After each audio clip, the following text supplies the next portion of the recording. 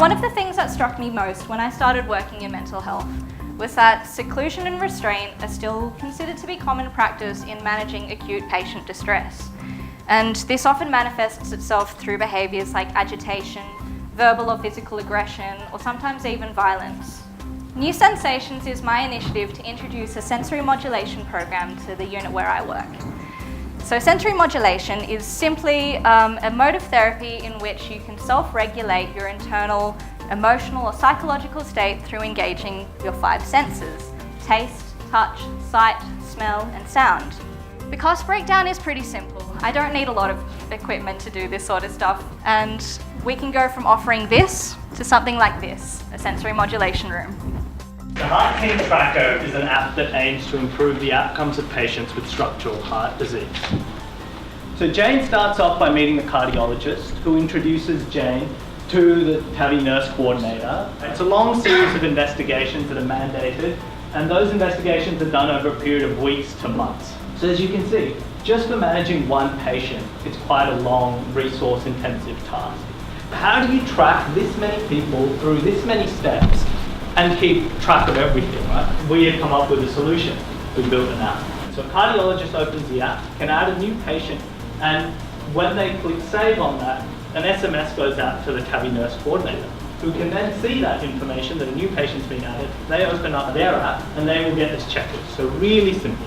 Instead of trying to manage these things on Excel and folders, you just get a checklist, and as each investigation is done, it gets checked off. Aloha from Hawaii. My name is Wade Stebbin and I'm an ICU specialist at Royal North Shore Hospital. Now, I'm sorry I couldn't be with you there. For a long time in intensive care, we've been talking about mortality as a good outcome. However, what we've found is people who do survive ICU, who've been in ICU for a length of time, end up developing something called post-intensive care syndrome. This is a syndrome that is a combination of cognitive, physical and psychological problems. So what we propose is an ICU multidisciplinary follow-up clinic. And why we want to do that is because we think these patients are slipping through the cracks. So we'll be holding a patient forum to ask them the question, what is so hard about life now? And what do you think we can do as the professionals to help you in your life?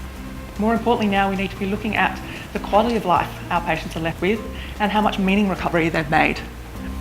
And we think the best way we can achieve this is to talk to our patients, find out what life's like, and have a coordinated multidisciplinary approach to supporting their needs. The aim of our study is to move physiotherapy home exercise programs off sheets of paper and Into the digital world. we've got to send our patients individualised exercise programs to their mobile devices.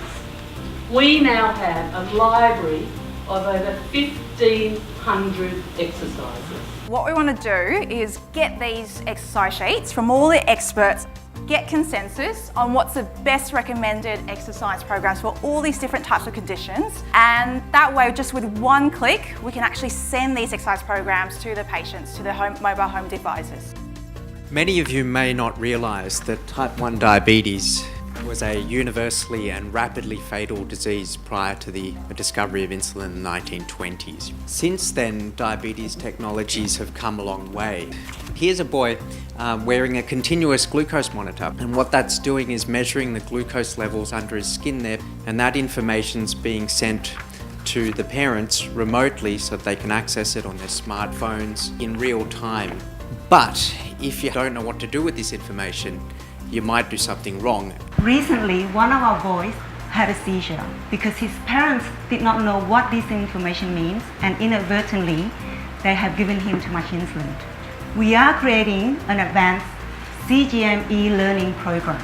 Our e-program will solve both the patient and the health system problems. It will empower the families with the knowledge and the confidence to make informed treatment decisions.